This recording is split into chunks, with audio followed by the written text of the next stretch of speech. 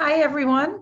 I think everybody knows me. I'm Lisa Ackerman, Executive Director, Columbus Citizens Foundation. And I'm really looking forward to tonight's talk. Marianna Gatto spoke with us earlier this year about the Italian American community and its history in Los Angeles.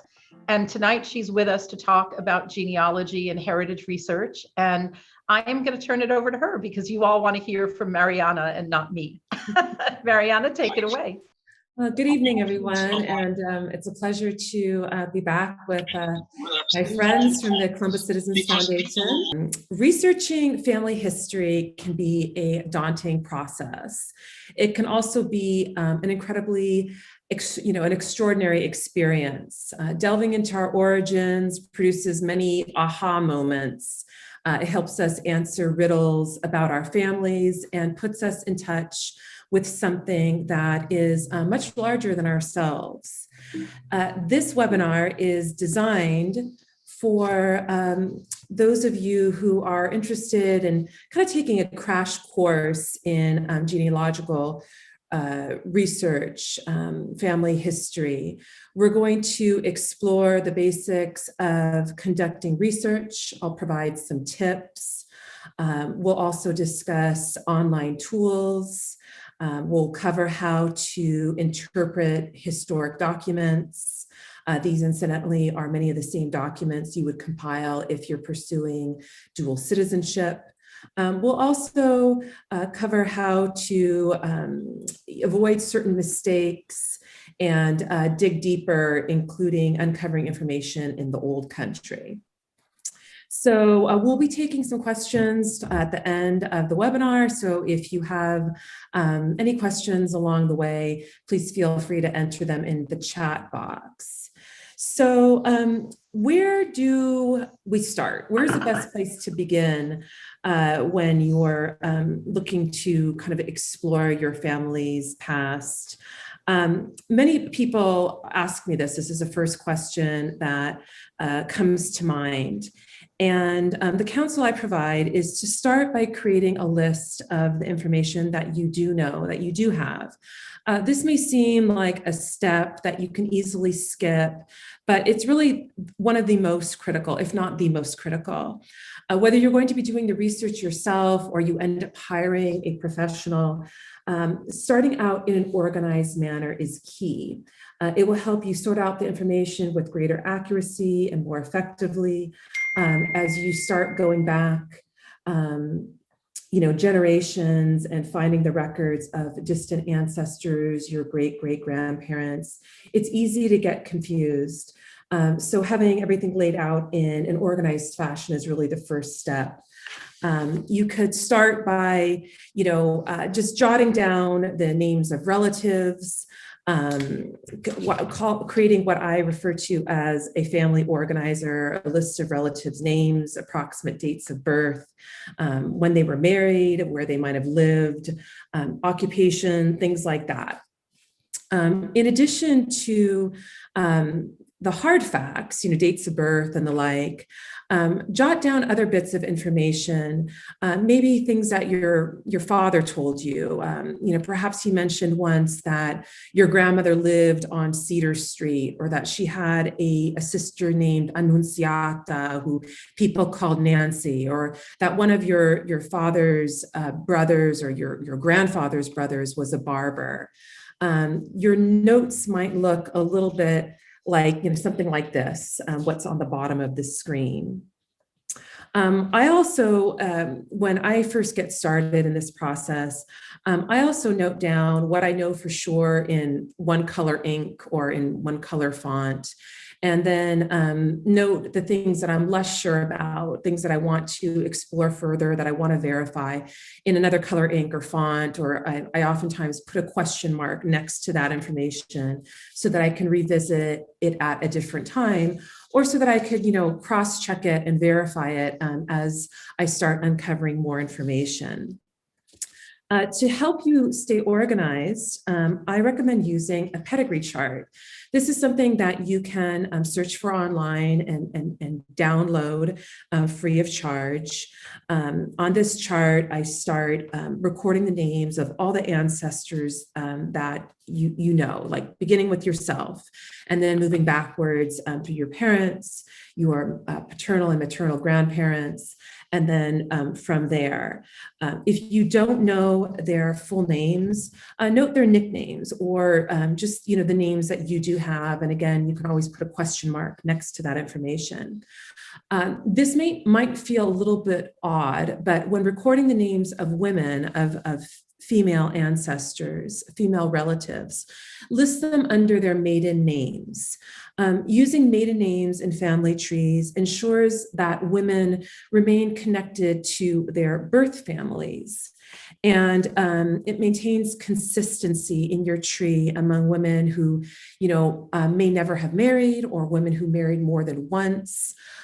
If that feels really strange, sometimes you can put their maiden name in parentheses if you find it just too confusing to not note them under the names that you knew them for the majority of their lives.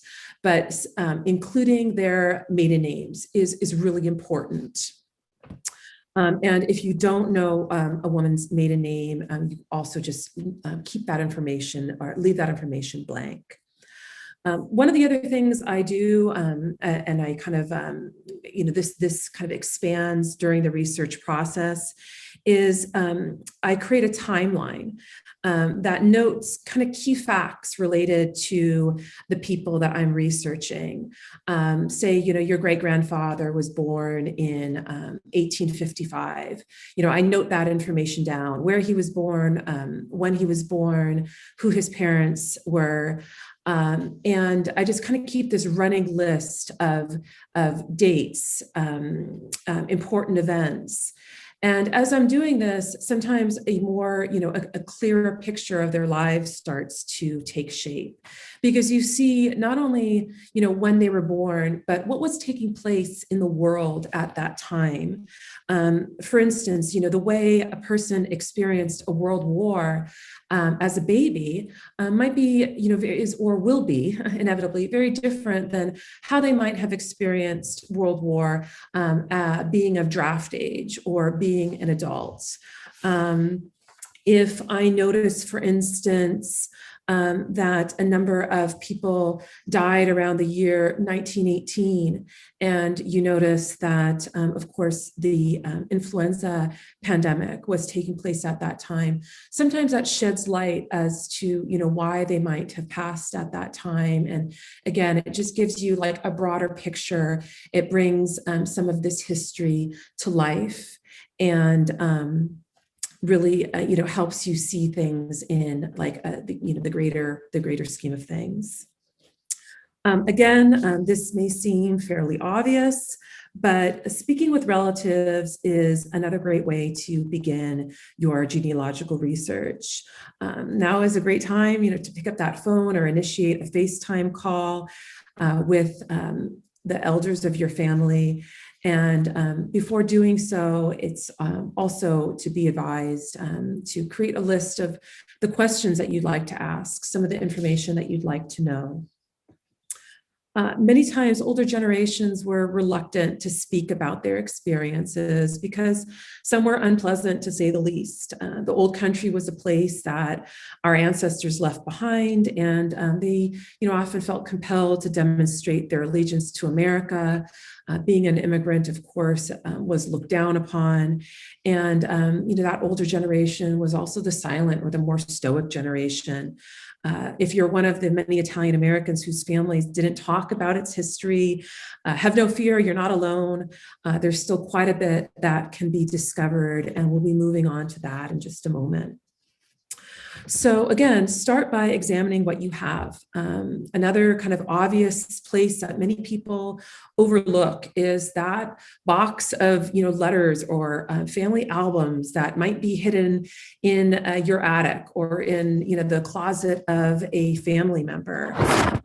Oftentimes, just looking on the back of photographs will reveal information that you weren't familiar with, names of people, envelopes containing postmarks, addresses where you may or may not have been aware that relatives were living. It can really help piece together things from an earlier point in your research, and again, contribute some of those facts to that family history timeline that I shared on an earlier slide.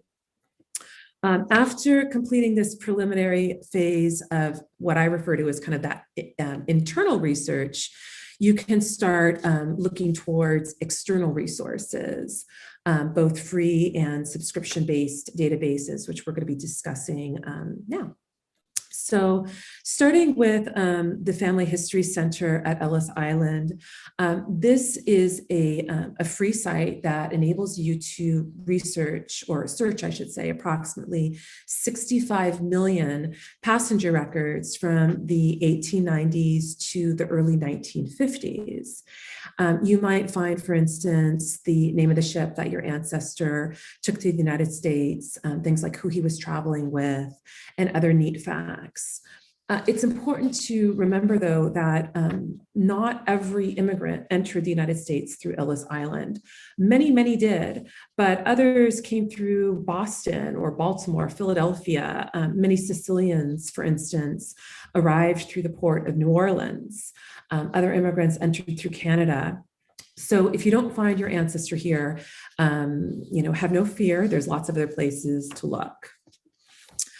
Family search can be described as kind of the free version of Ancestry.com. So if you don't want to, sign up for one of the memberships, you can browse family search records, images, genealogies, and other resources after creating a free account. And you'll notice that I've included the websites for all of these databases on the bottom of the screen in the blue box. The Library of Congress has a searchable database of historic United States newspapers, a collection that spans from 1789 to about 1963. And there's more recent newspapers and other parts of the site. The newspapers range in location from small mining towns to big cities. In addition to English, you'll find newspapers in a number of foreign languages, which, in our case, can be very fascinating, especially if you have any, knowledge of Italian or, the language most relevant to your ancestors. This database can be narrowed by region. So if you know that your great-grandfather first settled in New Jersey, you can search in papers published only in that state. While many of our ancestors were unlikely to have been the subject of a major news story, you might find relatives, ancestors among the list of donors who contributed to aid victims of a natural disaster, or who attended an event. Depending on the place where your relatives lived, newspapers published information about seemingly trivial events, people visiting friends and relatives in other cities, or if your relative was the guest of in the home of another person for dinner. This was kind of like the original social media, if you will. Obituaries also provide great information, and you'll find these in some of the historic newspapers. Some of the things that you might find in obituaries include where your relative was living at the time where he or she died, where they were buried, if your relative was a member of a mutual benefit society. Obituaries can also provide clues about other family members. If you're trying to figure out when your great-grandmother died, for instance, your great-grandfather's obituary may help you narrow it down. It might say something like, Rocco was preceded in death by his wife, Ava. And if you know that Rocco died in 1920, and you know that your great-grandmother, Ava, was alive still in 1917, you can kind of deduce that she passed sometime between 1917 and 1920. And continuing on the same topic, Find a Grave and A Billion Graves are free websites that enable you to discover the resting places of the individuals in the United States and elsewhere in the world. It's far from comprehensive, but it's an ever-growing site. You're also able to contribute to the site, upload a person's name, their date of birth and date of death, a short bio, and even an image of them and their grave marker. It's kind of like a Wikipedia for graves. Finding a relative's grave can lead you to other information. Many times, but not always, the individual died in the place where he or she was buried, in that same city or township. And armed with that information, you can approach the local Department of Health or Vital Statistics. You can also use the online service Vital Check to request a copy of the death record, which will list cause of death and also provide information about your relative's occupation, who reported the death, where they were living at that time. So it's really a wealth of information. Last, but certainly not least, there's the National Archives. And this is really a wonderful tool for researching your family history. Much of the information on the site is what the subscription-based websites provide for a charge. So you'll be able to search census records, military records, immigration and naturalization records, and other documents. Now, the site that many of us are most familiar with is, of course, the paid database Ancestry.com. Many public libraries offer access to Ancestry. So again, if you don't want to sign up for a subscription and you feel comfortable going to a library these days, there's an incredible wealth of information on Ancestry. Again, military, immigration, naturalization records, so much you'll find, perhaps even your ancestors' yearbook. Ancestry is also, of course, one of the largest consumer DNA networks. It enables you to build a family tree, and if you elect to do so, identify and connect with other DNA relatives. Whether you use Ancestry or National Archives to source these historic records, let's talk a little bit about how to interpret the documents that you find and the information that they can provide. We'll start where it began for almost all of our relatives, that fateful trip over on the boat. Finding your ancestors on a ship manifest or passenger arrival list is exciting. In addition to seeing really the first physical reference to your ancestor, there's so much information that these documents, that these records can provide. And knowing how to interpret them is really key to uncovering this information. So early ship manifests, including this one that we're looking at from the late 1800s, contained far less information than later ship arrival records. On this record, you see basically the immigrant's name, their age, and where they hailed from originally. As the United States began playing a more active role in immigration, and when it sought to limit immigrants from certain countries, including Italy, the information that was recorded on these records increased substantially. So again, here's an 1890s manifest. You'll note that the information it recorded was pretty basic. Here is a 1912 arrival record. This is for a group of immigrants entering through Ellis Island. On the top left right here, you'll notice the ship's name, the Oceana, which set sail from the port of Palermo on March 14th, 1912, and arrived in New York roughly 15 days later. After doing a quick Google search for the SS Oceana, right here, and sorry, I forgot to animate this slide as I was speaking. You're likely to find an image of the ship that your ancestor took.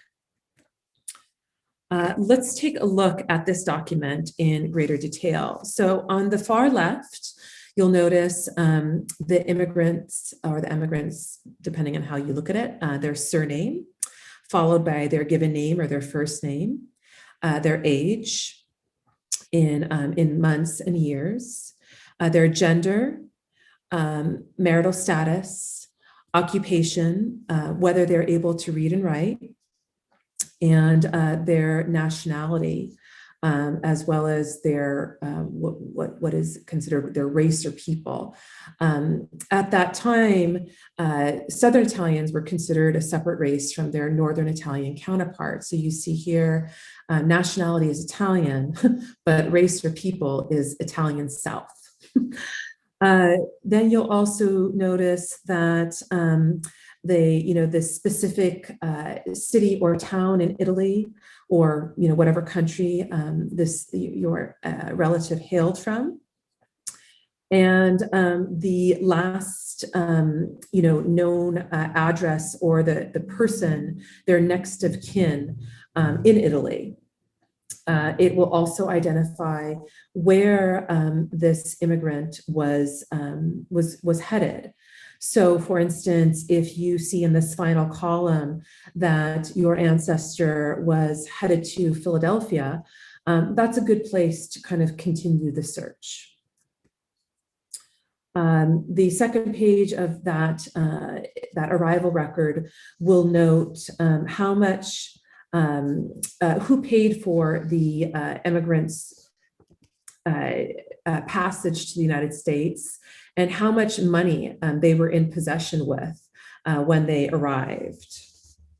They'll also note, who is there, if there's a friend or relative that the immigrant was going to be joining in the United States, as well as some kind of interesting information, whether the person has ever been in prison, whether they lived in an almshouse, whether the immigrant identified as a polygamist or an anarchist, whether they were part of a labor contract, if they had a physical disability, their height, complexion, their hair color and eyes, if they had any marks or scars of marks of identification.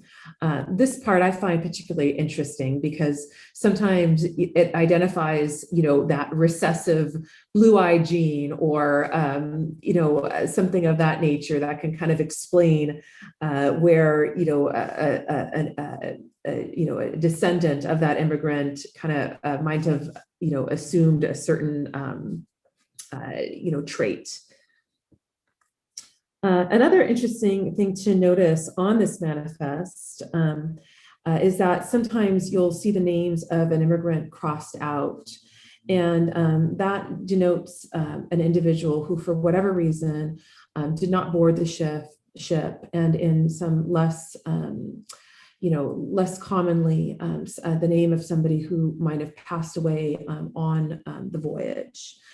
You'll also notice that many times in the case of Italian women, that they traveled under their maiden names. So this woman here, for instance, Anna Shurika, though she was married and had 4 children, she was traveling under her maiden name, and then her children are, traveling under their father's name.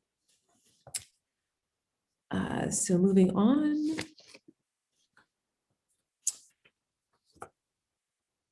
So going back to this slide briefly, one thing that you notice on these arrival records is that there's quite a few notations that are made, corrections, but you'll notice that one thing that you do not see a lot of is immigrants' names being changed upon their arrival at Ellis Island. There's, that myth that, the immigration inspectors commonly anglicized immigrants' names or changed them at whim. There's, of course, the famous scene in The Godfather when Vito Andolini, who's, somewhat silent when he arrives at the port at Ellis Island, that is. And with the stroke of a pen, he becomes Vito Corleone. Immigrants' names were seldom changed that way. Remember that the tickets, the passage that immigrants purchased to come to the United States, their names and their places of origin were compiled in their native countries, and so their names were supplied to individuals who were more familiar with their native tongues. If an immigrant's name was changed, it's often because they were not literate. So, for instance, if your family's surname was Mortellaro, when they arrived at the port where they were going to depart from, they might have pronounced their name Mortellaro, and it was recorded Martellaro with an A and an E being changed rather than the entire surname. But immigration inspectors were not in the business for changing people's identities arbitrarily, for the same reason that we wouldn't want to change a person's identity now. We wanted to know who was coming in the country. We wanted to record their identity as best as possible.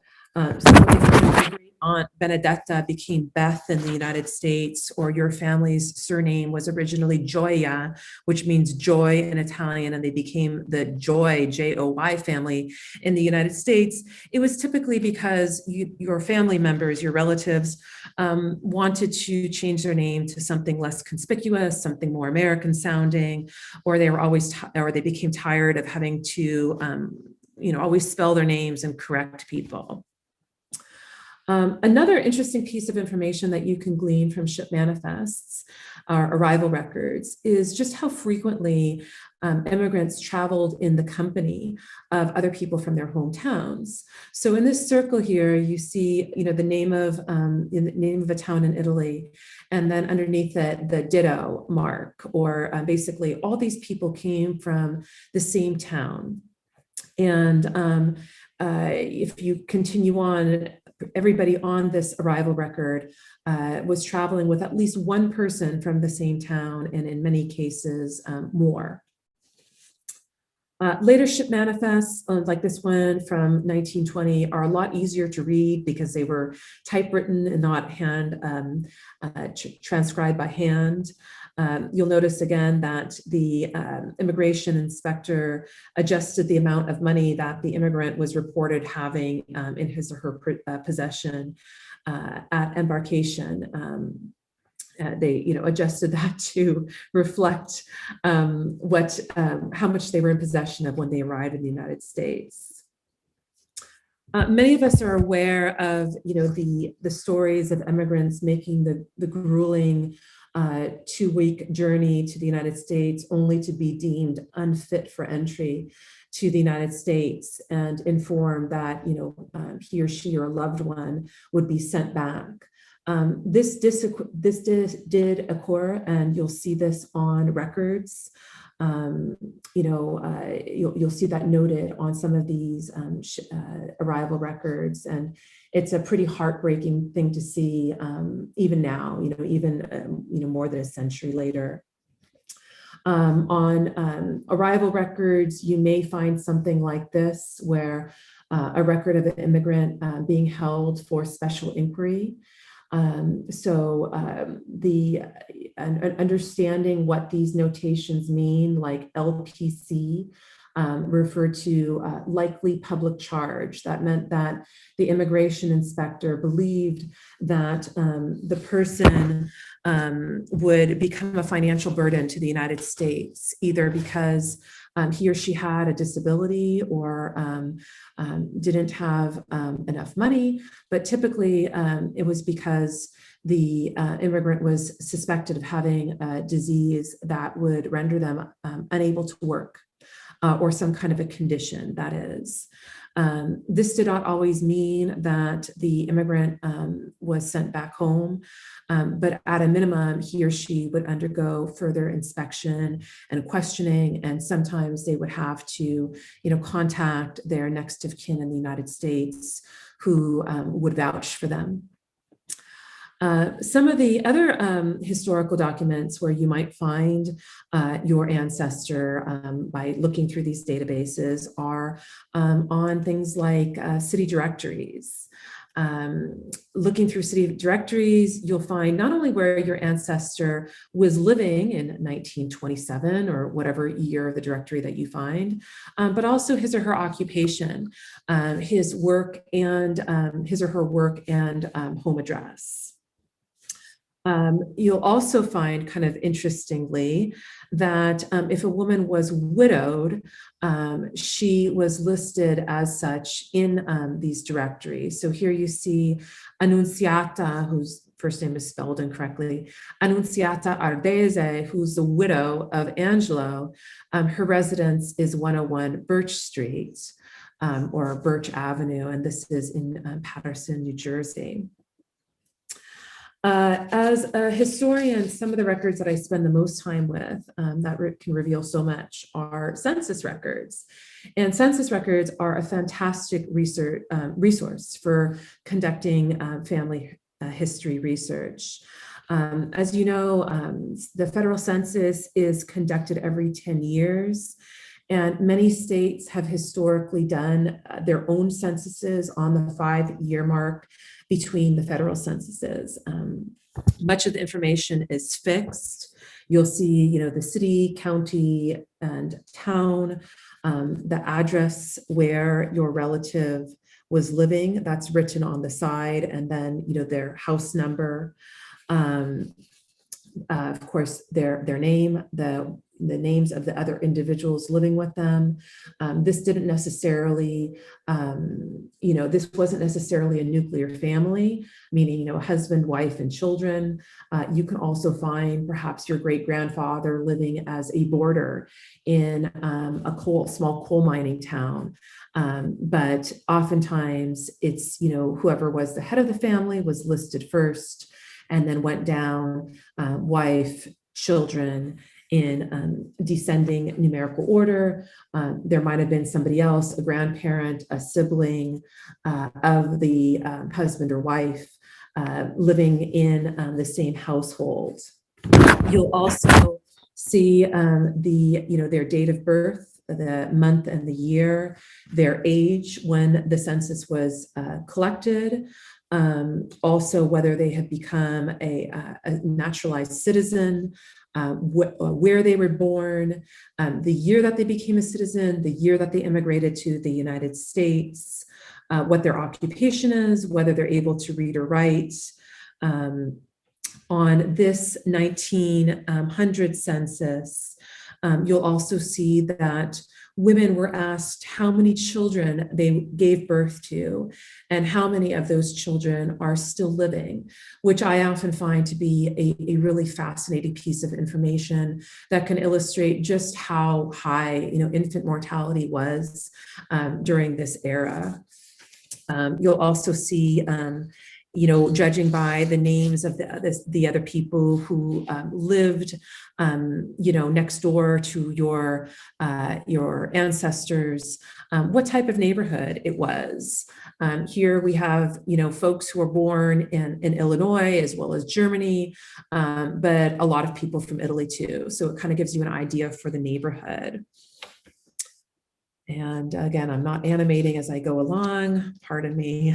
That would make it a lot easier for you, but I'll try to remember that as on the next slides. So the census for 1930 kind of asks its own interesting questions.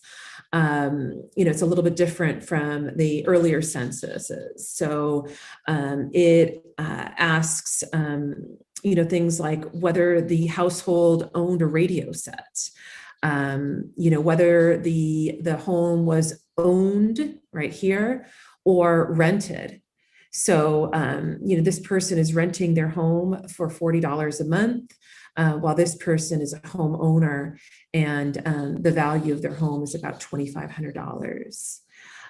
You'll also see the languages spoken in the home, and whether, it's not uncommon to see your ancestor's name misspelled on census documents. Again, many of our ancestors were, their literacy was limited, or they were illiterate.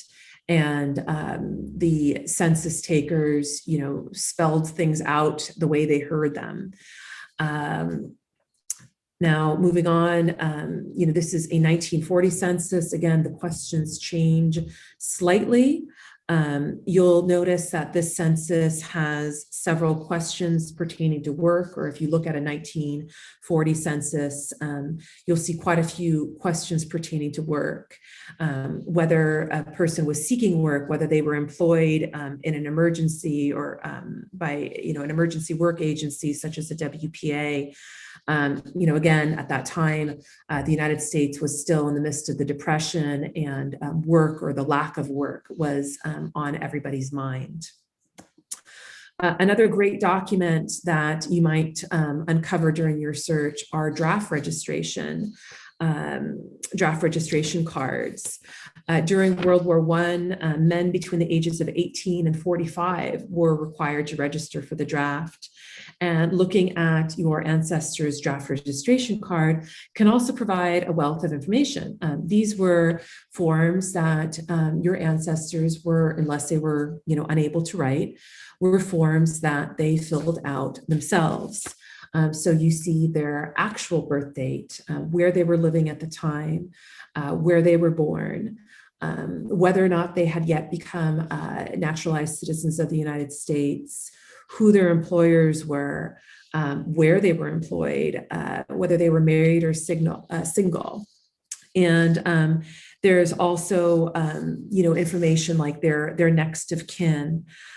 So they're really fascinating pieces of information. I love them because this is sometimes, the only opportunity you have to see your relatives writing in their own hand. And it's something that I study very closely.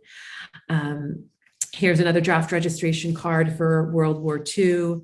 Again, you see men who are quite older, registering for the draft, and, just fascinating information such as, who their next of kin was. This gentleman, incidentally, was employed by Hal Roach Studios out here in Los Angeles. Hal Roach, as many of you know, was the person behind series such as Laurel and Hardy and The Little Rascals or Our Gang.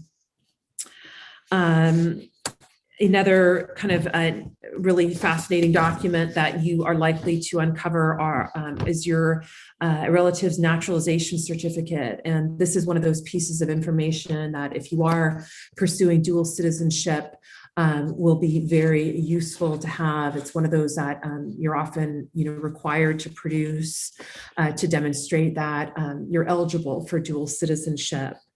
Naturalization forms contain a variety of information depending on the time period that they were completed. But from 1906 onward, you see information such as the immigrant's marital status, their spouse and children, the birth dates and birthplaces of their spouse and children, their port of arrival, marriage date, a physical description, their last foreign address, which, if you're trying to track down, a physical address in Italy, these can be very useful for doing just that.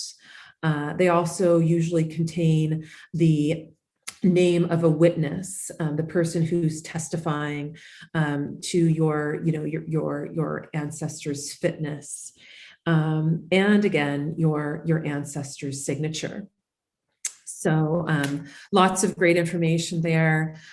Sometimes, when folks uncover these records, they don't spend enough time really studying them, and they overlook quite a bit. That's literally, information that's kind of staring right at them that can help them, assemble these timelines, dig deeper into their family's past. So if I can recommend anything, it's that you spend a little time with these records, because I'll find new little pieces of information, sometimes just by looking at them a second or third time. Marriage records are also things that you might find through these databases, depending on where your ancestors lived and where the wedding or the marriage took place. Your ancestors' marriage record may look like this one from 1914, which is from Detroit, and of course handwritten, or this one from 1949 in Los Angeles. You can also find divorce records online, and many of these divorce records will provide interesting details as to why the divorce was requested, and again, kind of assemble some interesting background about your family. If you're able to narrow down where your family settled and an address, sometimes you're also able to figure out what church or house of worship that your family might have been associated with, what parish or diocese they belong to. And using that information, you can contact that parish and request sacramental records. Like, this is a baptismal record from 1906. And baptismal records also reveal information like who were the godparents of your ancestor, as well as the name of the priest who performed the ceremony. Now that we've spoken quite a bit about decoding or interpreting historic documents, we're going to discuss a little bit about how to avoid some of the common mistakes that people who are less familiar with the research process often make. So, the first thing I often see is folks get, understandably excited, and they'll find a record for somebody who seems to be an ancestor, but sometimes that individual is not, and that record, or just kind of jumping to that assumption, will lead them astray and will lead them down kind of a rabbit hole in a direction that is, kind of a huge waste of time. You end up, researching and uncovering information about somebody else who's not a relative. And so I'll give you an example. Last year, I was helping a family research a lost ancestor by the name of Sam, about whom very little was known. We basically had Sam's full name and an approximate date of birth. The family had located some information, but then it didn't add up. And at first it seemed that Sam had been married and was the father of two children, and he had, many living descendants. But after researching a little bit more, I discovered that there were in fact two men living in the same town with the same name and similar birth years. One man, this person's relative, Sam, died at the age of 20 in 1922. He was a bachelor and had no children. Whereas the second Sam, who was not a relative, lived well into his 60s and had, children, grandchildren, great-grandchildren. So just really kind of taking your time and again, going back to that list that you hopefully started to compile in the beginning, containing these facts about the family, can really help avoid some of these common mistakes. The second, really common error people make is, these common names. And what I mean by that is, when we hear Italian surnames such as Giordano, Lombardi, Mancini, we think they're, somehow more exotic sounding than American surnames, common American surnames like Smith or Fisher. But, Giordano, Lombardi, Mancini, Marino, Russo, Gallo, Ricci, these are some of the most common Italian surnames. And if your grandmother's name was Giuseppe Marino, or your grandmother was Maria Romano, chances are you're going to find hundreds of individuals with that name. And that's even after you've narrowed it down by birth year. So referring to that document that we mentioned at the beginning, again, I'm harping on it at the beginning of the webinar, that list of facts can really help you avoid some of these mistakes. So for instance, you may find over 200 people named Giovanni Giordano living in New York City in 1905. And of those Giovanni Giordanos, 30 of them were born in 1888, which is around the same time you believe your great-grandfather was born. And of those 30, you'll find that maybe 10 of them arrived in the United States in 1907, the year that your ancestor arrived. And this is where the list of facts really comes in handy. If you know that your grandfather, Giovanni Giordano, had a sister who people, called Sarah, and if you find Giovanni Giordano in the 1910 census living with a sibling, a sister named Sarah, you have suddenly narrowed down that 200 people to one who you can more comfortably feel is a relative, and then pursue further in your research. So this is what I mean, again, I'll just, speak of this, one last time. Having that list is super important. Moving on, to another common mistake I find with a lot of families, especially Italian American families, where you think your family's from may not be where they are actually from.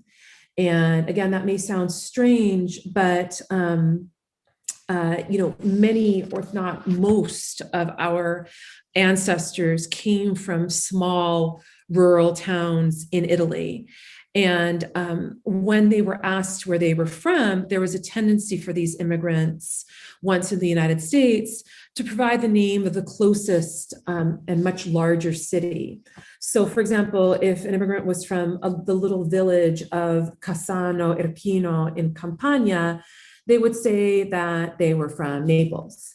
Now, Naples might be the place where they departed from, but Cassano Irpino have about as much in common as New York City and Yonkers, over the generations, many families kind of adopted that ancestors' habit of saying, oh yeah, we're from Naples. And that kind of becomes the family history. So I can't tell you how many families I've known that have even traveled to Italy, to Naples, or one most recently traveled to Reggio Calabria, because that was where Grandpa said, oh yeah, we're from Reggio Calabria. What it turns out is that they were from a town about 300 kilometers from Reggio Calabria that was completely different. That, and there's no members of the family in Reggio Calabria. So if you find, a town that doesn't sound familiar, but everything else kind of, checks off, the boxes, you might want to consider that a little bit more. And this is sometimes where having a professional researcher comes in handy.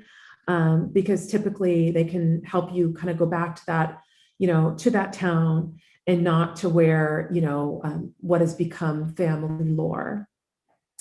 Another thing that you should be aware of is that borders and place names have changed over the years. In some cases, the name of the town where your ancestor was born may be in a different country entirely than when at the time of their birth. In Italy, towns were renamed at the time of Italian unification or during the reign of Mussolini, during the World War II era. If your ancestor was born in Trento, in what is now northern Italy prior to 1919, her birthplace is likely to read Austria or Austria-Hungary on these documents. So before you say like, wait a minute, we're not Austrian, we're not Austrian-Hungarian, the people from Trento, it's these changing borders over the years. Going to southern Italy, the region of Basilicata was known as Lucania during Mussolini's time, and parts of Abruzzo is now Molise. So just be aware of those things and don't discredit a record immediately because it seems like it's, it seems that it contains incorrect information. The information that you discover will undoubtedly open some new doors. Sometimes you'll find an online message board for your village. That's another great place to kind of start once you've narrowed down where your family's from. Inevitably, those folks on that message board are eager to exchange information. You can also reach out to that comune, to that town that you've identified and request birth records. This is one of those things that you're often going to need to do if you're interested in dual citizenship. You can also contact the local church in your ancestor's village to obtain copies of Sacramental Records. There's a website called parroquie.it that can serve as a valuable tool for tracking down Italian sacramental records.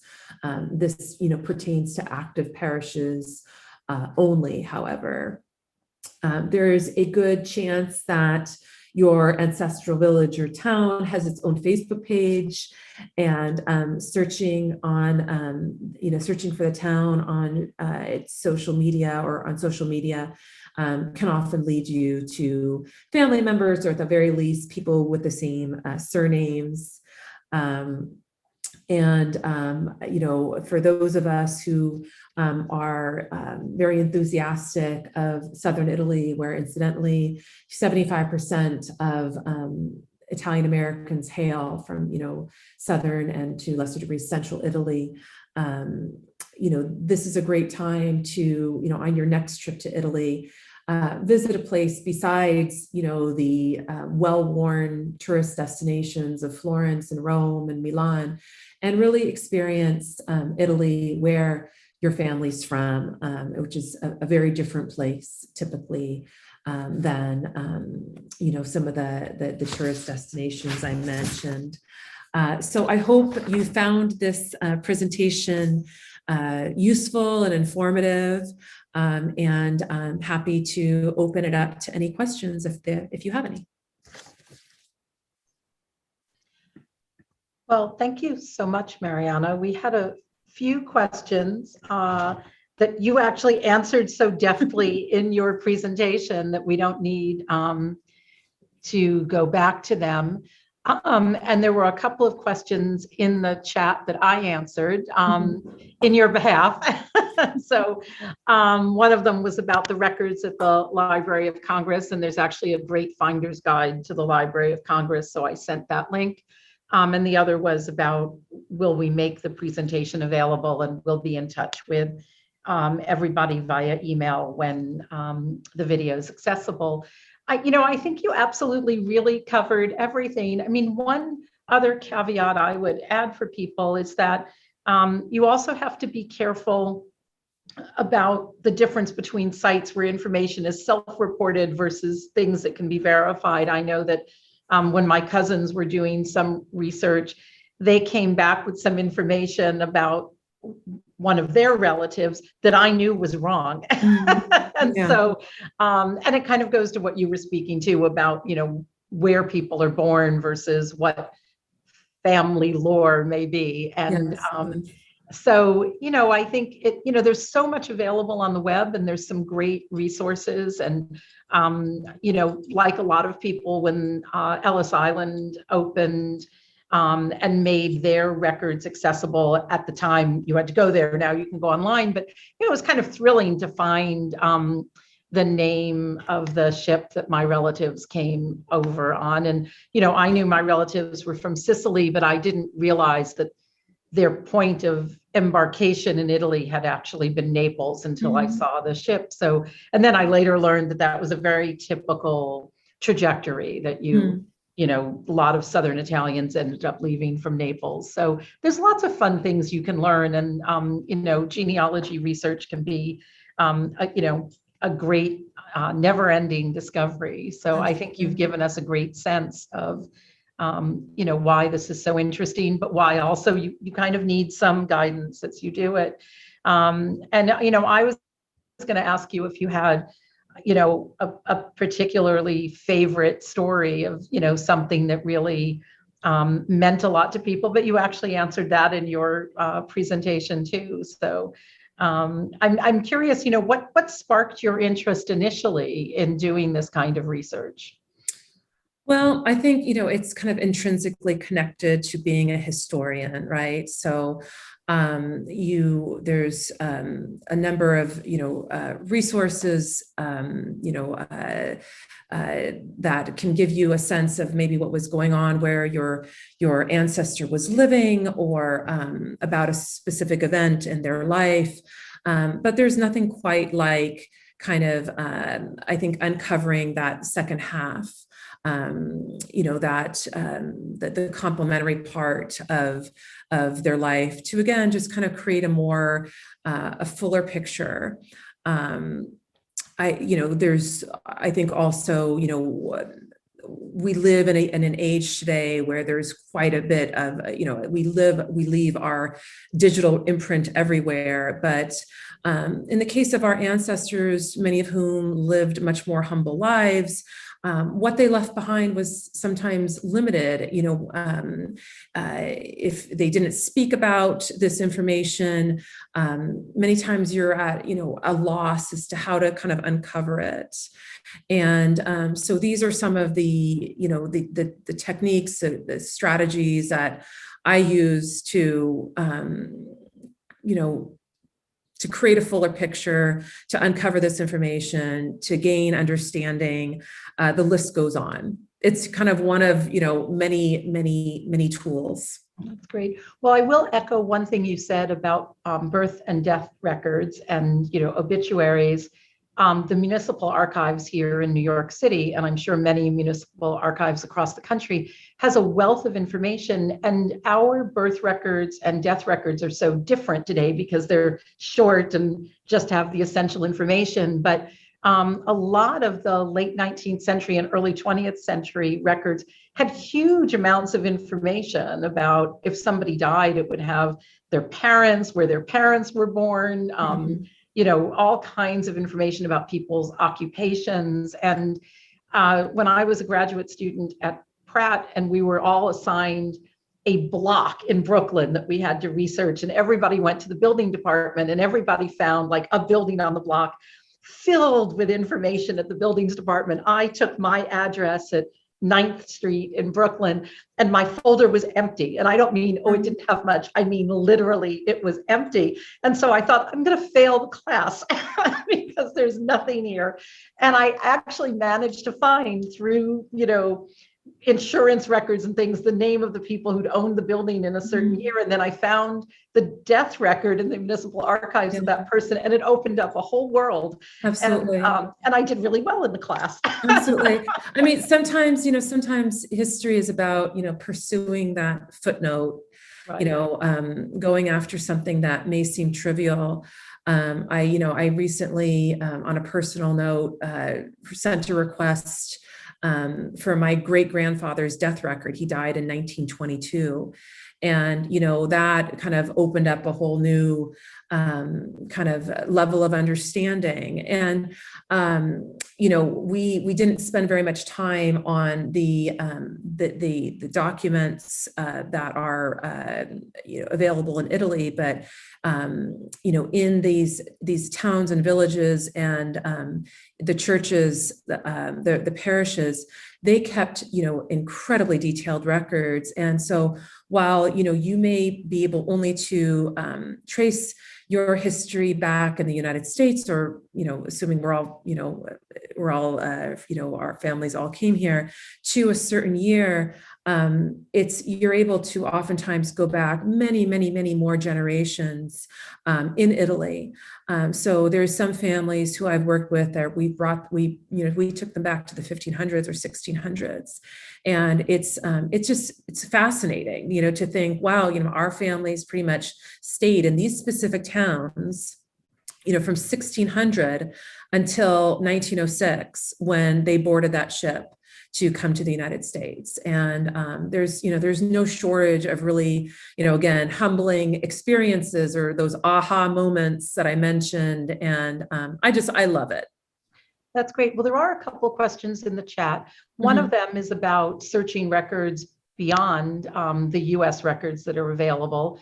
I don't know if you want to say anything about the kinds of records that are available in the various municipal archives in Italy. I know church records are a great source in Italy. If you know where people were baptized or married, you can often find through church records. I don't know if you want to comment a little bit more about the Italy side of the equation. So, it really depends on the town, and you'll see even within towns in Italy, there's over the years, you'll see that, sometimes there was an earthquake or a natural disaster and records were destroyed. But generally speaking, in the comunes, in the town halls, you'll find everything from property records to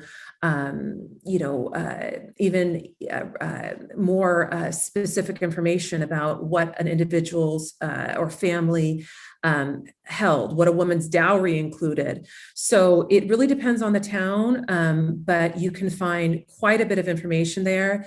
And I think your best bet is to contact the comune, contact an individual town and see what they might have to offer.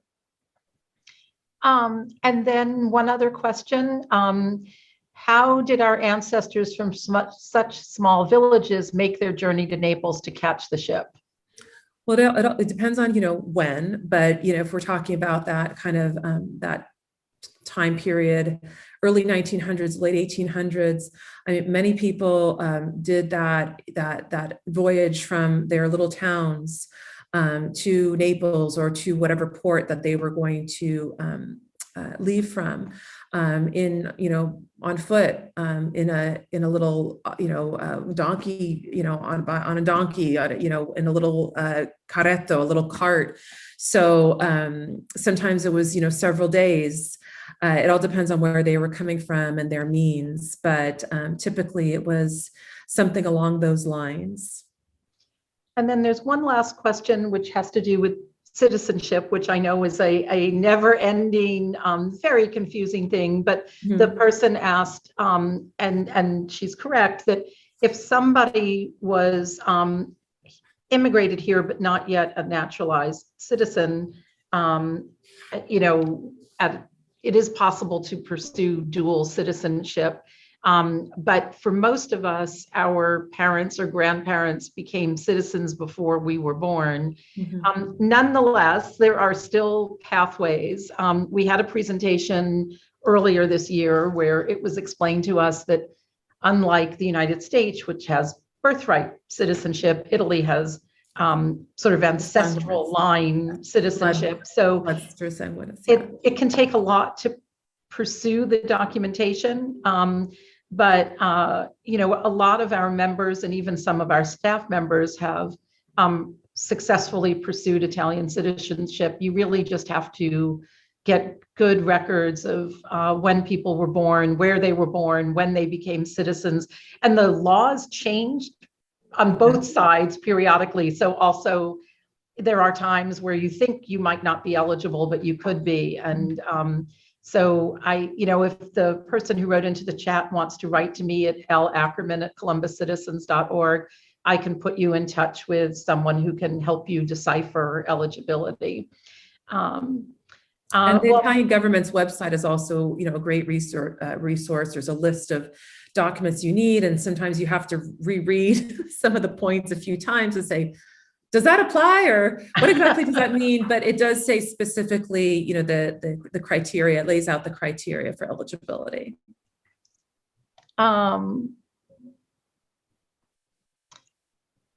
So the question about if my father naturalized before I was born, would I have to regain his citizenship? That's actually one of the ones that it's great to go to the Italian consulate's website or the Italian government citizen and immigration website, because they tackle all of that. And that's a whole other lecture for us to try and explain. But anyway, I think we're going to wrap up because you know, we are mindful of people's time.